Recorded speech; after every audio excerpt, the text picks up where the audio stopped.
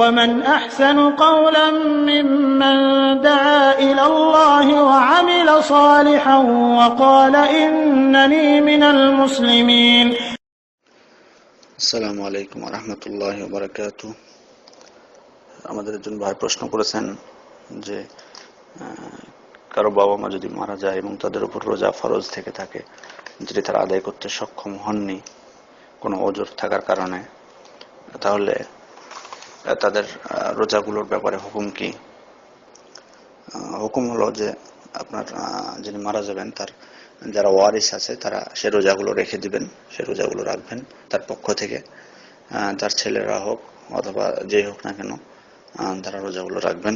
রাসূলুল্লাহ সাল্লাল্লাহু আলাইহি ওয়াসাল্লাম বলেছেন, মান মাতা ওয়া আলাইহি সিয়ামুন সামা আনহু ওয়ালিয়ুহু, যে ব্যক্তি মারা গেল এবং তার উপর রোজা কিছু বাকি থেকে গেছে, কাজা থেকে গেছে, তাহলে তার পক্ষ থেকে তার যারা ওয়ারিস আছে তারা রোজাগুলো রেখে দিবেন। বুখারী শরীফের 1952 নম্বর হাদিস, মুসলিম শরীফের 1147 নম্বর হাদিস এটি।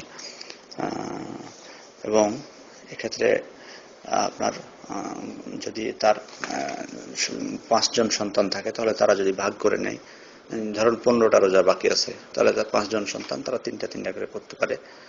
অর্থাৎ অথবা একজন যদি বলে না আমি 15টি করবো, তার এটাও বৈধ আছে। আর যদি বলে সবাই মিলে করবো আমরা, কোনো সমস্যা নেই, তার পক্ষ থেকে তাদের যারা ওয়ারিস তারা আদায় করে নেবে, ভাগ করে নিতে পারে তাদের মধ্যে ভাগ করে নিয়ে তারা রোজাগুলো আদায় করে নিতে পারেন।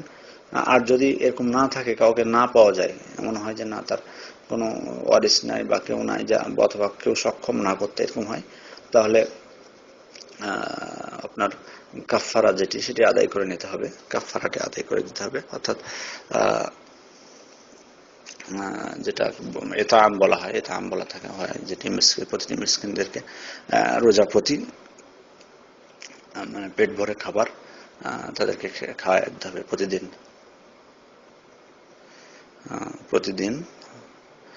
রোজা প্রতি একজন মিসকিনকে তার খাদ্য দিয়ে দিতে হবে, তাহলে ইনশাআল্লাহ হয়ে যাবে।